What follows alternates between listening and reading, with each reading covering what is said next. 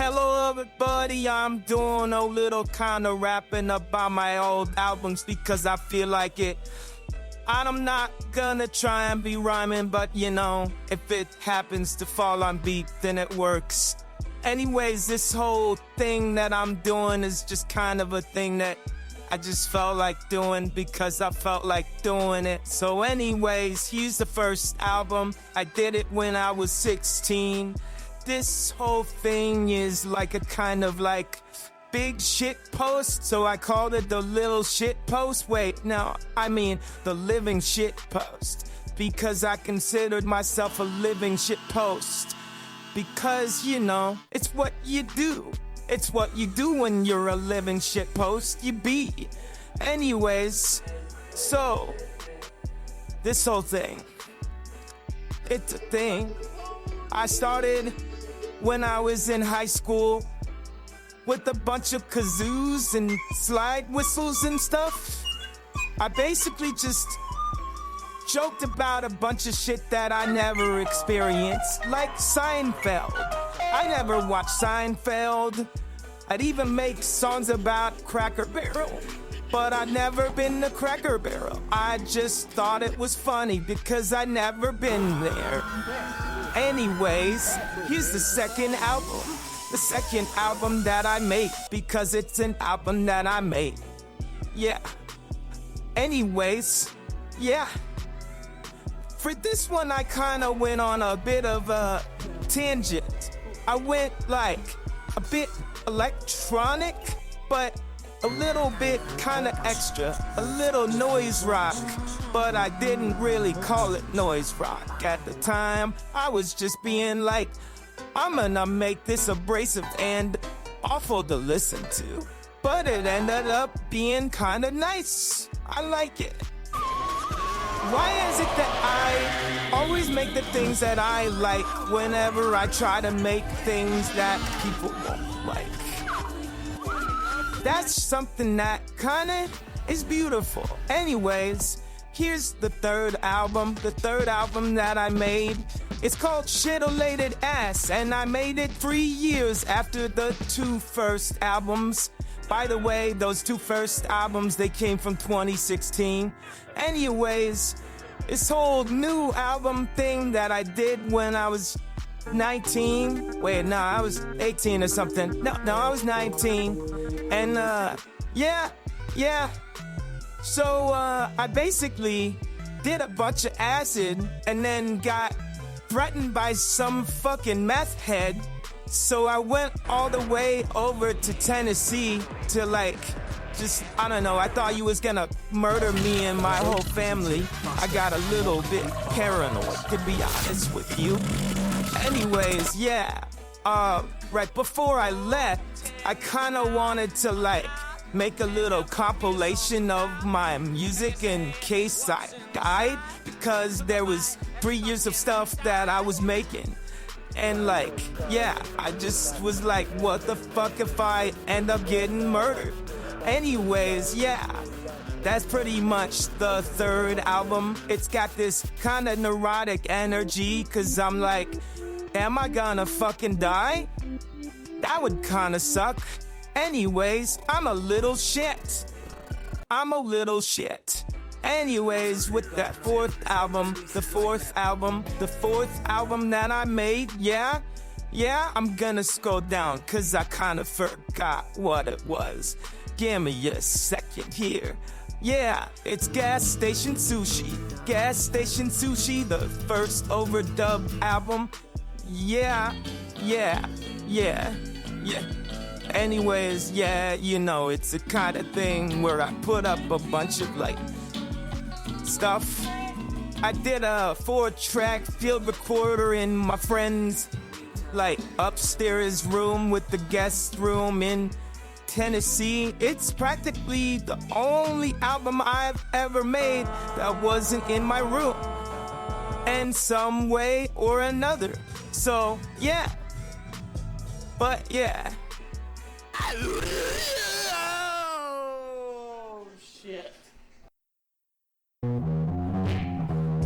Anyways, with this second album, after the first overdubs album. Wait, hold on. Fuck, I'm losing count. I'm losing count with this shit. 1, 2, 3, 4. With the fifth album, I went kinda a little bit more on the metal side. But the thing is, I don't know, that album almost ended up being my last album because I kinda went on some edgy shit. I don't know, that was a weird, dark kind of point in my life. And like, right after it, I checked into a psych ward. So I guess if you want some like Spireland kind of provenance with that shit, that kind of works, I guess. But yeah, a little bit of it's kind of shit posty, like basically everything I've ever done. So yeah, pretty much, yeah. Anyways, yeah, that's a whole thing. There's a song on it called Skip This Track Dipshit. And it's just an ambient song where I just skateboard home and my little brother tells me that my computer can run Subnautica. Yeah, yeah, yeah, yeah, yeah, yeah, yeah, yeah, yeah, yeah, yeah, yeah. Whoa. Anyways, with this other album that I did, fuck, I lost count. After Flies on Fire, it's called Fishish or Fishin' Fish. I kinda like both, but yeah, it's like I put like fish in parentheses inside of fish, so it's fish in fish. So you're fishing fish. Anyways, yeah, it's an instrumental album, and basically the only interesting thing about it's the title.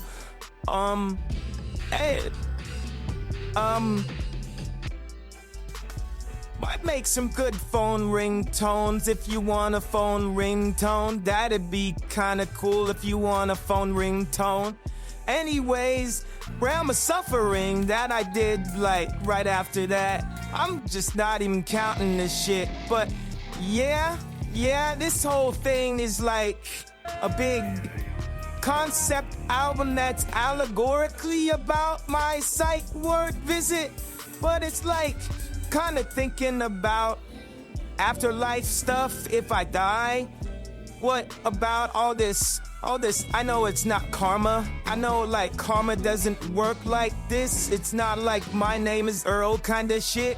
It's, you know, karma's just a big bastardization of whatever the fuck the Easterners actually meant.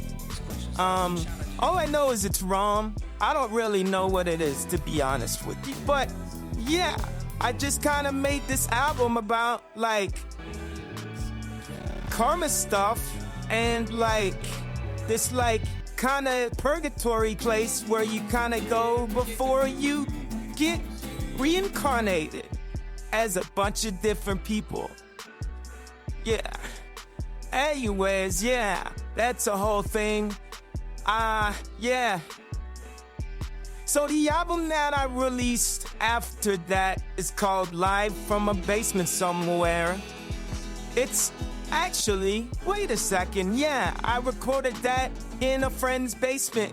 So it's the second album that I made that's not in my house. Wait a second, it's the first. Yeah, it's chronologically the first overdubs album because, you know, it's I recorded it before Shit-a-Lated Ass. But yeah, that's a whole thing. It's all acoustic and it's kinda melancholy, but like aggressive melancholy. Cause I'm trying to be cool about it, but like, I'm a bit gay. Right after that, not right after that. Like, well, you pretty much, yeah, it's the same year. It went on.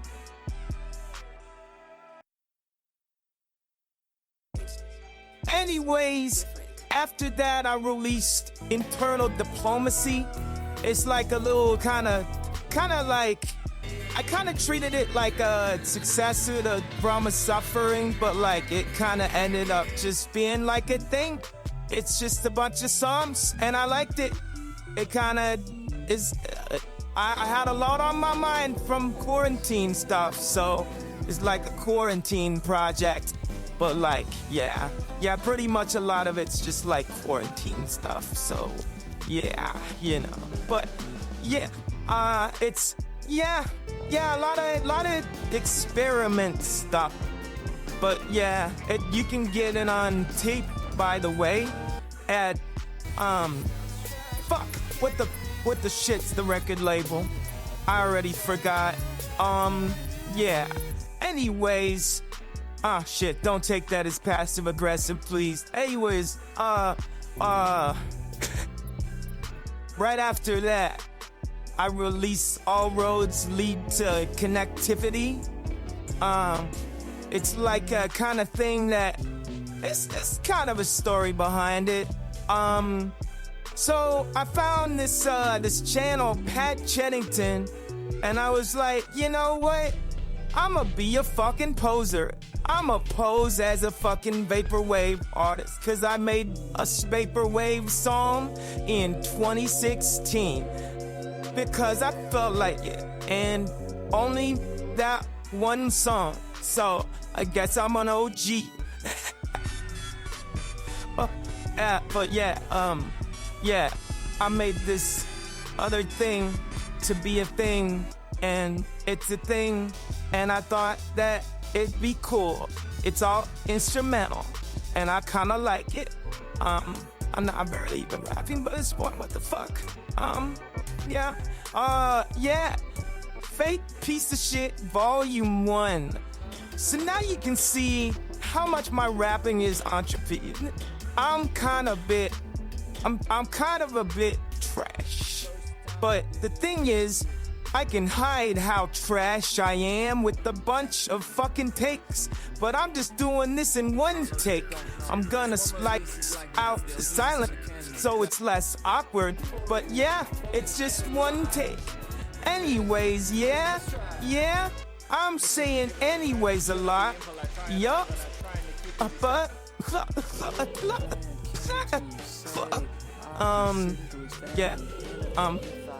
it's a rap album where I rap and I do the hippity hop.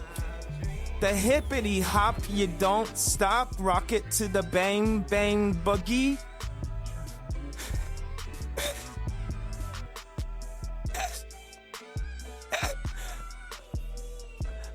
So yeah, I sampled soda cans, like I had a can of Canada Dry, and I sampled it, and I made it a drum beat and a rap beat. And then I rapped over it, cause I was like, hey, what if I rap in all types signatures? I feel like a contrarian. I think people gotta call me, so what if I can rap and like, I budget different numbers? I don't think they're gonna care about rivalry by things that matter, like. It'll be like, well, that's numbers. Numbers, what? But yeah, it's a kind of, I guess it's kind of abstract hip hop. It's kind of thing. Yup. Yeah. Right after that, I dropped this other album. Kind of a little bit of a thing there, like, so, dang, what's the origin story of this whole thing? Yeah. I found this random, producer from Brazil, and I wanted to, like, collaborate with him because I just felt like it. The muse struck me. I don't know why. I honestly couldn't tell you. But yeah, I found him in a Pat Chennington video, and I was like, yeah. So yeah. But yeah, you know, I kind of just threw together a bunch of different remixes, and I like retitled them, and I didn't like really do much to like the structures of the songs or any of that. So they've kind of got all the lyrics and all the chords pretty much. It's just like parts repeat and stuff. So I don't know. Maybe it's unethical that I changed the title, but I think it intrinsically changes the artistic experience if you feel what I'm picking down. You know, are you picking down what I'm putting up? Yeah? Yeah. But yeah, you know, I think if you kind of go into a song where the song's titled Duck, and then it's just a bunch of fucking airplane noises, you're gonna have a different vibe if it's like somebody saying somebody titling it something stupid like fucking macaroni. You're gonna have a different vibe. So you know, yeah. Anyways, I'm the one who named it macaroni. Yeah. Right after that, door is a jar. Door is a jar. Door is a jar. Door is a jar. Door is a jar. Door is a jar. Door is a jar. Yeah. After that, I made another rap album. It's a rap album where I hippity hop, tip the bang bang boogie, rockin' till I don't stop. Yeah. Sorry, I just had a stroke of genius. Yeah.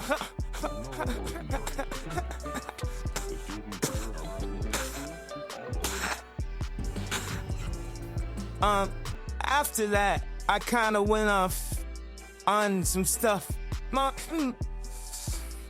where I went under an alias called Engelbert and the Shadow Demons, just cause I was like, that's so fucking stupid.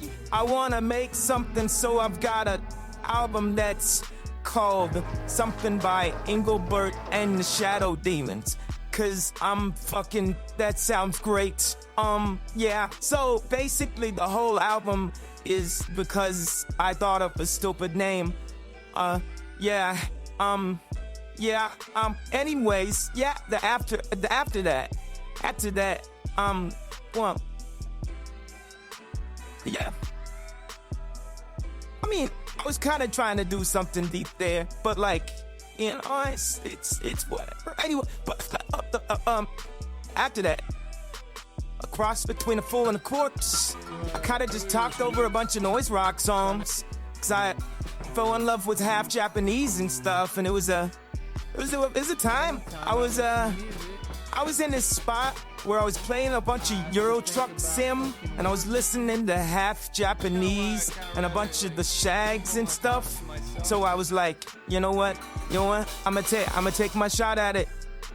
So I did, and I just kind of talked over stuff, kind of where they just talked over a bunch of noise on the first album. It's kind of my favorite of the Heads, to be honest with you. But yeah, you know, yeah, it's a thing. I don't know, little bits kind of just, it's basically just a really hypomanic record. The whole thing's just hypomanic as shit. Everything about it is just like, you know, it's just kind of just extra. Really just extra. But yeah, after that, I made another extra album, but then I didn't talk over it. I ended up finding some random YouTube reviewer, and I was like, what if I just make this into an album? A YouTube review into an album, because I wanna. And then I was like, what if the album's reviewing itself? So I went downstairs. So I had to restart the beat. So I went downstairs, then I went downstairs, and then I went downstairs. What I do when I was downstairs? I played the drums. I played the drums while I was recording the fucking stuff. Yeah. I was recording that computer speaker stuff with my Audacity, with my computer drive, and then I took fucking field recorder downstairs and I recorded the drums while I was recording the fucking stuff. The stuff that I was recording of the random stranger. I am kind of amazed. I feel like a bit of a psychic, to be honest with you. It's a bit of a fucking miracle that my drum beats sync up with the stuff the guy is talking about. I didn't even unmute the guy talking while I recorded the guitar. It just worked. I just kinda just unmuted it after the end and was just like, yeah, dude, yes. Holy shit, it sounds cool. And yeah, it kinda did sound cool. I was inspired by Captain Beefheart with how he kinda just listened to the band from like an entire room apart without headphones, cause you know, use like synchronize. I think that's what the fucking soldiers in Vietnam do to some shit. But yeah, it's a whole thing. I kinda like it. It's a little abrasive and kind of not for everybody. It kinda scares the hoes. Basically, like everything I do. This is gonna scare the hoes. If you wanna scare the hoes, have fun. Have fun and scare the hoes. After that, I made a pop album. By that, I mean a bubble rap poppin' album that I turned into a harsh noise. But yeah, it's a whole thing. I popped a bunch. I popped a bunch of stuff. Yeah. Anyways, yeah.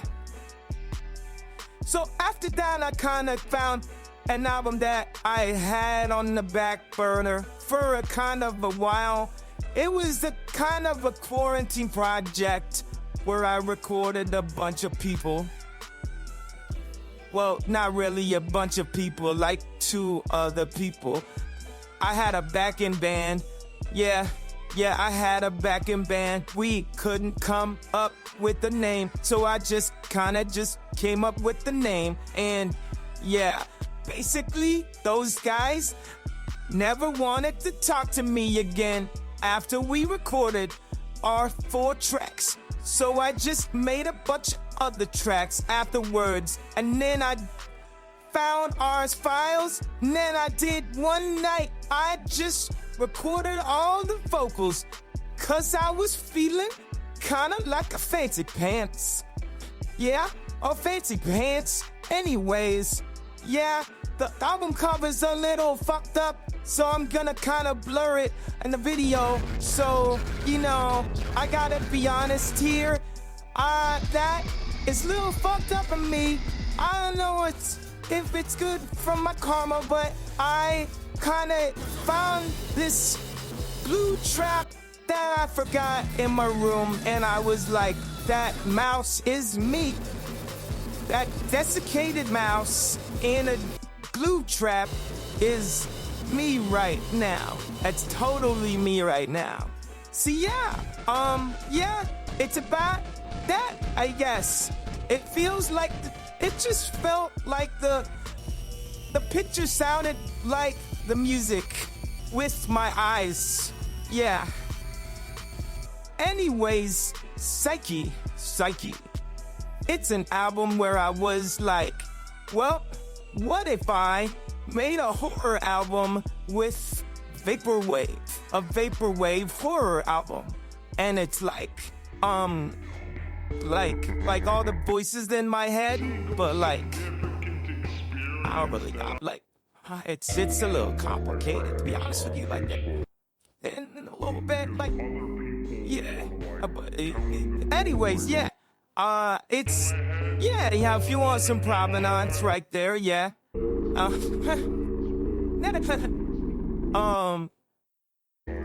yeah.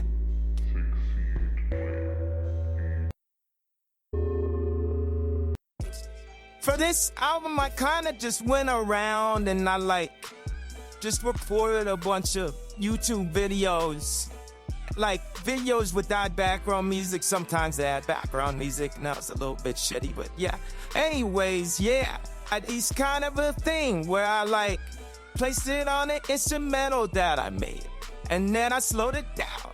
And then I put reverb on it. And then I mastered it. Cause it sounded cool. Like a kid. Cool kid. The kind of cool kid.